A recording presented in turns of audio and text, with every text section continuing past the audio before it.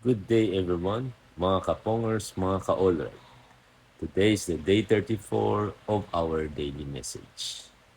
Before we begin, I would like to give a few shout-outs to our growing table tennis community.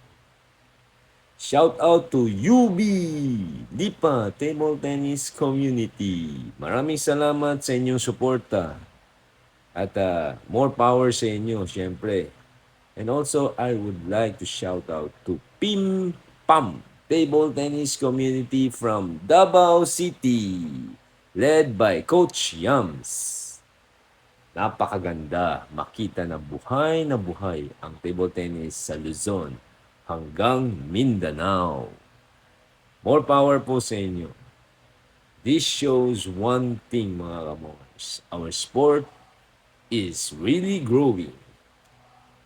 I would like also to take this opportunity to congratulate our boys and girls under 15 team event players who competed in Southeast Asian Youth 2026 in Singapore.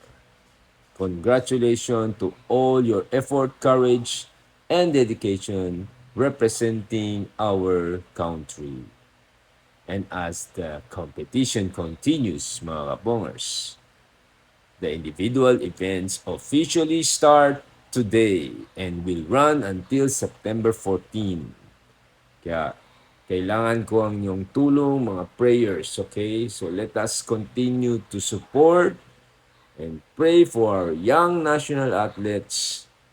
Laban, Pilipinas! And speaking of growth, I would like to invite everyone to an upcoming event. Yon. The second JRU Cup at Ayala Mall, Manila Bay, this coming April 15. I invited you, everyone, to join, okay? This is not just a tournament. This is the best, and we prepared for this for you. PTTF Open Ranking National Team Qualifying Event.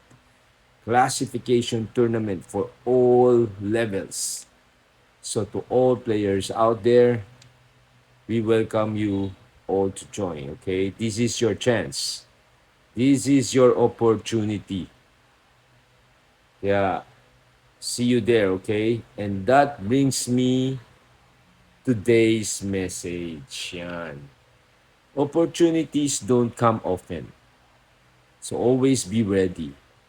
Right? Maraming players naghihintay ng chance, naghihintay ng pagkakataon. But when the opportunity comes, hindi naman sila handa. Kailan ba dapat maghanda? There's no time.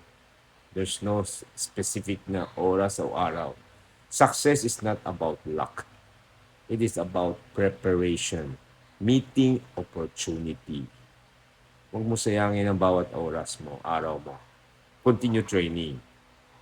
Okay? Keep training. So to all our kapongers out there, train now, prepare now, and improve now. Okay? Because when your moment comes, you must be ready to take it. Yun ang pinaka-importante. And always remember, opportunities are given, but success is earned. And if you believe in this message, mga kapongers, please help me share this so we can reach more people. And if you would like to shout out, comment lang down below. And if you have a legitimate event or business to promote, feel free to message me. Let's continue to grow together, mga kapongers. So this is Coach Sting again. And this is the day 34 of our daily message. See you again tomorrow, mga kapongers, from the world of table tennis. Bye!